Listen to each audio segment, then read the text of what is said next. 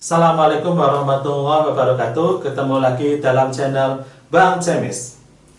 Oke, pada kesempatan hari ini kita akan mempelajari tentang diagram PT ya.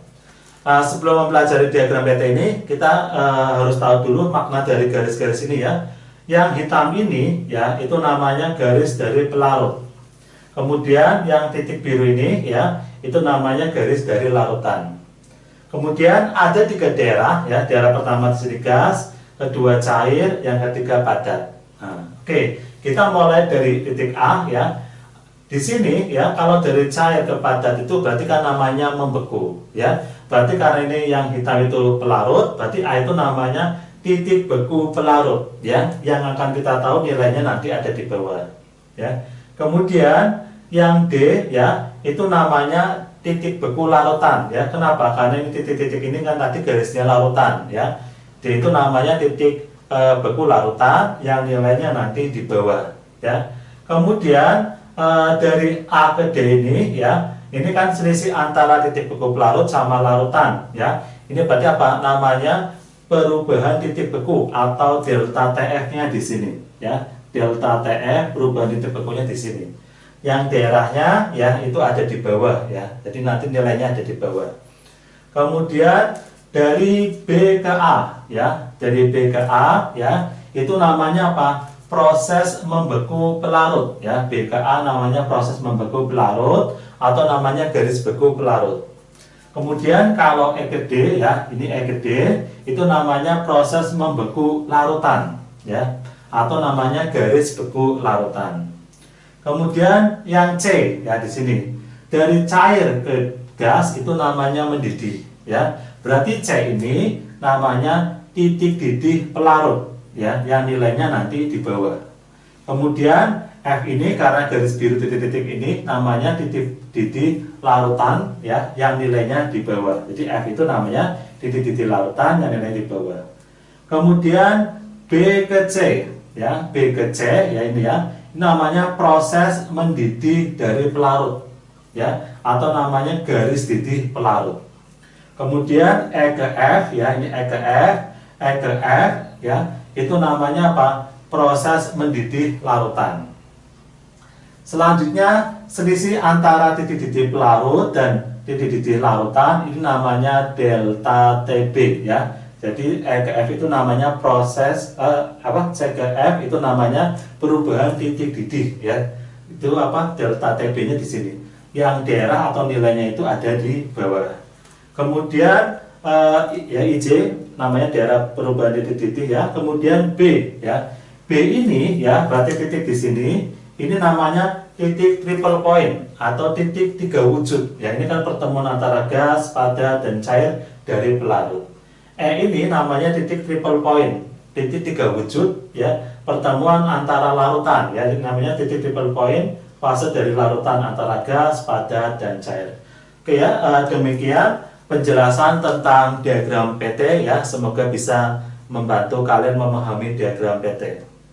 Soal nomor 1, perhatikan diagram PT berikut ya. Ini ada diagram PT ya, garis yang tebal ini namanya garis pelarut ya. Kemudian garis yang biru ini ya namanya garis larutan ya. Setiap ini nanti nilainya ada di bawah semua ya. Nilainya ada di bawah semua. Kemudian ada titik B, titik C ya. Ada fase gas, cair dan padat. Sekarang pertanyaannya, berdasarkan grafik bagian yang menunjukkan proses menguapnya suatu pelarut adalah ya. Yang namanya proses menguap itu berarti dari wujud apa? Dari wujud cair ke gas ya. Kemudian kalimatnya pelarutnya, pelarut itu berarti yang tebel ya. Nah, proses menguap apa? Berarti dari cair ke gas, berarti dari C ke F ya. Jadi jawabannya apa? Jawabannya yang delta ya. Kemudian soal nomor 2, berdasarkan diagram PT pelarut dan larutan berikut ya, ini ada diagram PT yang bersama tadi ya. Garis yang tebal hitam ini namanya pelarut, garis yang biru titik-titik ini namanya larutan. Kemudian ditarik ke bawah ya, nilai-nilainya di bawah ya. Ada 3 fase gas, cair dan padat. Pertanyaannya, yang merupakan titik beku ya dan titik didih larutan adalah, di sini pertanyaannya, titik beku dan titik didih larutan. Nah, berarti apa? Yang garis biru titik-titik ini ya. Berarti apa? Yang namanya ini ya, titik beku berarti yang mana? Yang D ini titik beku. Kemudian titik didih berarti apa? Yang G. Karena yang garis ini ya merupakan larutan. Tapi kalau yang tebel hitam ini ya namanya pelarut.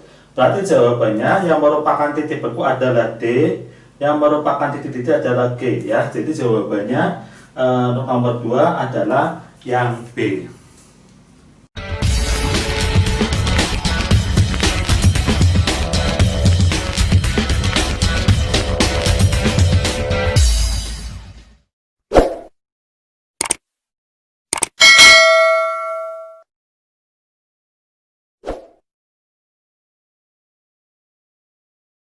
Assalamualaikum warahmatullahi wabarakatuh. Ketemu lagi dalam channel Bang Cemis. Oke, pada kesempatan hari ini kita akan mempelajari tentang pemanfaatan sifat koligatif larutan. Ya, yang pertama adalah tentang sifat kenaikan titik didih. Ya, pemanfaatan sifat kenaikan titik didih ini digunakan pada pengolahan, misalnya pengolahan minyak bumi, ya menggunakan destilasi bertingkat menjadi kayak bensin, solar, aftur, minyak tanah dan lain-lain ya. Itu menggunakan konsep titik didih dari senyawa yang ada di dalam minyak bumi ya. Dimana kalau misalkan pas suhunya untuk bensin, nanti bensin itu akan masuk ke dalam kolom atau wadah yang telah disediakan. Begitu juga dengan bahan bakar yang lain. Jadi salah satu pemanfaatan kenaikan didih itu adalah untuk pengolahan minyak bumi ya. Ini menjadi menjadi bahan bakar bagian-bagiannya atau penyusunnya.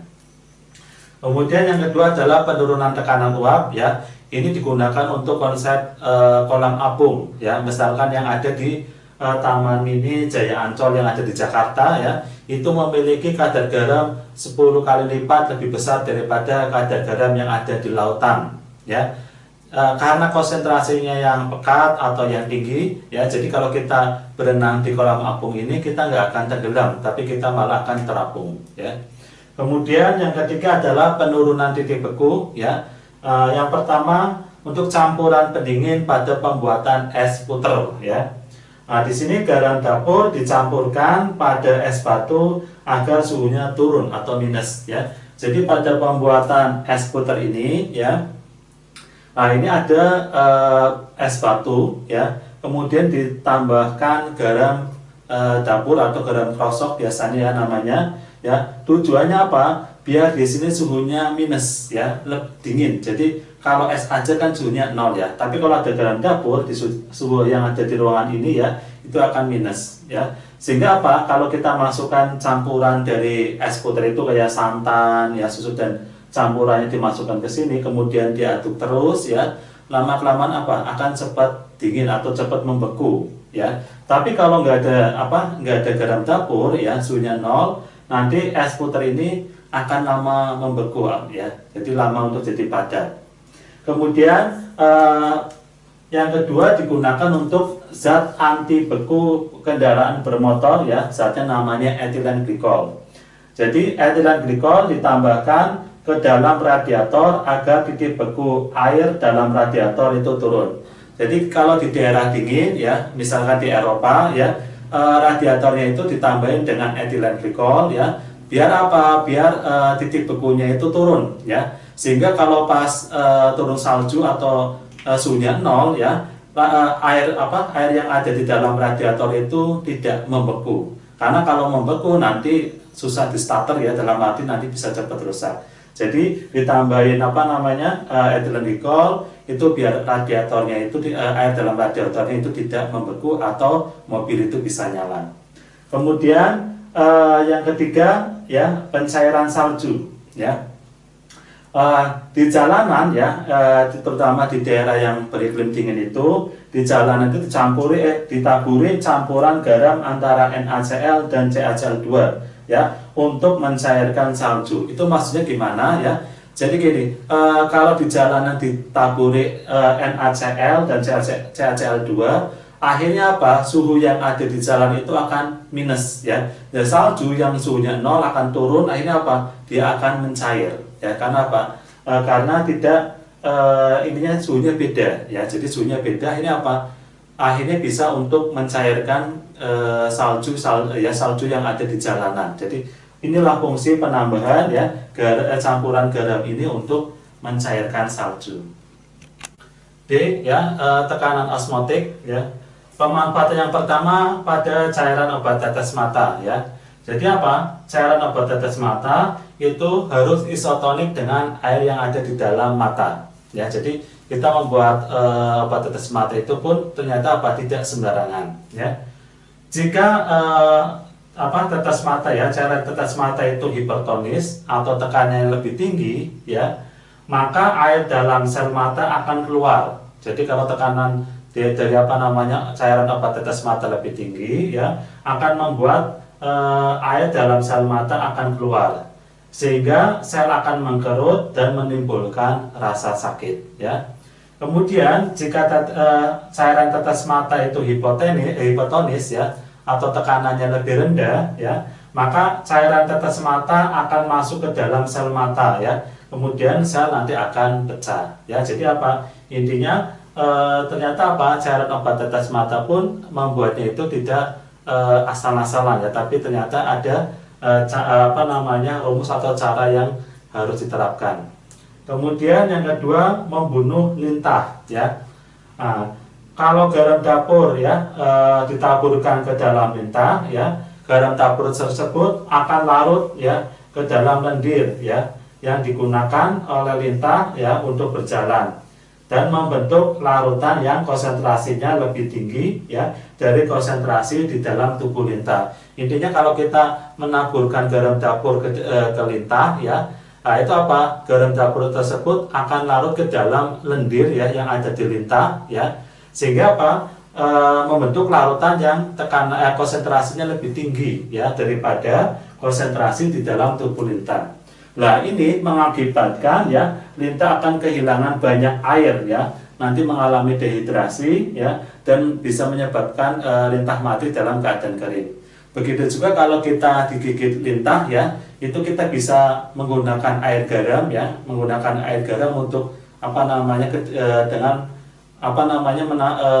mentaburkannya ke dalam mulut dari lintah ya, yaitu nanti lintah akan lepas sendiri dari tubuh kita. Tapi kalau kita langsung tarik ya nanti kita malah akan berdarah ya. Jadi ternyata apa? Garam dapur itu juga sangat bermanfaat ya, terutama hubungannya kalau kita kena lintah ya. Kemudian yang ketiga, cairan infus ya. Nah, cairan infus itu juga harus isotonik dengan darah. Jadi tekanannya harus sama dengan tekanan darah. Jika tekanan cairan infus lebih tinggi atau namanya hipertonis ya, maka air dalam sel darah akan keluar ya, sehingga sel darah akan mengkerut. Nah, jika tekanan cair infus lebih rendah ya, hipotonis, maka sel darah merah akan menyerap air ya, sehingga dinding sel akan mengembang ya atau menggelembung ya, dan nanti akan pecah. 4 ya, penyerapan air oleh akar tanaman ya. Jadi akar tanaman ini memiliki konsentrasi yang lebih tinggi daripada tanah. Oleh karena itu ya akan terjadi osmosis ya, sehingga air akan mengalir ke akar ya. Ini maksudnya gimana terjadi osmosis? Jadi yang namanya osmosis di sini itu apa? Merupakan pergerakan pelarut dari daerah konsentrasi zat terlarut lebih rendah ke daerah konsentrasi zat terlarut yang lebih tinggi melalui membran semipermeable ya. Jadi dalam hal ini apa? Karena adanya perbedaan ya tekanan ya atau konsentrasi yang ada zat yang ada di akar dengan yang di tanah itu ya, akhirnya apa? Air itu bisa masuk ke akar ya. Itu apa? Karena adanya proses osmosis ini. Ya, jadi adanya osmosis ini membuat apa? Pelarut atau air itu masuk ke dalam akar ya. Nanti dari akar akan disalurkan ke daun atau ke seluruh tubuh ya, seluruh tubuh dari tumbuhan. Kemudian osmosis balik. Nah, ya desalinasi air laut, yaitu ini contohnya apa?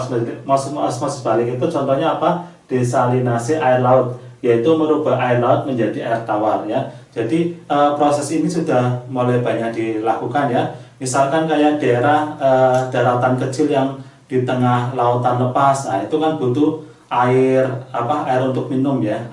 Salah satu caranya gimana? Ya dengan cara desalinasi air laut, yaitu merubah air laut menjadi air tawar untuk diminum ya. Nah, caranya gimana ya? Osmosis balik ya dilakukan dengan memberikan tekanan pada air laut ya, tentunya dalam suatu alat ya. Dengan memberi tekanan pada air laut itu lebih besar dari tekanan osmotiknya ya. Jadi intinya dengan cara memberi tekanan osmotik lebih besar dari tekanan osmotik air laut itu ya. Sehingga apa? Air akan dipaksa untuk merembes ya dari air asin ke dalam air murni ya melalui selaput yang permeabel ya untuk air, tetapi tidak untuk ion-ion dalam air laut. Jadi maksudnya apa? Dengan memberi tekanan yang lebih besar pada air laut tersebut ya, intinya nanti air itu akan keluar dari larutan garam tadi ya, akan merembes menjadi air murni ya. Nah, air murni itu bisa melewati membran permeabelnya ya. Tapi kalau ion-ion kayak garam atau ion-ion yang lain itu tertahan atau tersisa, sehingga didapatkan air murni ya yang yang bisa untuk dikonsumsi. Oke, contoh soal nomor 1. Berikut ini beberapa penerapan sifat kualitatif larutan dalam kehidupan sehari-hari ya. Yang pertama, penyerapan air oleh akar tanaman ya. Yang kedua, penambahan garam dalam pembuatan es puter. Yang ketiga, penambahan garam untuk mencairkan salju. Yang keempat, penambahan garam untuk membunuh lintah. Yang lima, penambahan etilen glikol pada radiator mobil ya. Pertanyaannya, penerapan tekanan osmotik ya pada peristiwa nomor ya, ditanya yang termasuk tekanan osmotik, contoh peristiwanya apa aja ya. Oke, 1. Penyerapan air oleh akar tanaman ya, termasuk ini penerapan dari tekanan osmotik ya, tekanan osmotik. Kemudian nomor 2, penambahan garam dalam pembuatan es puter ya. Ini untuk berarti hubungannya dengan penurunan titik beku ya. Ini tentang pemanfaatan dari sifat penurunan ya titik beku.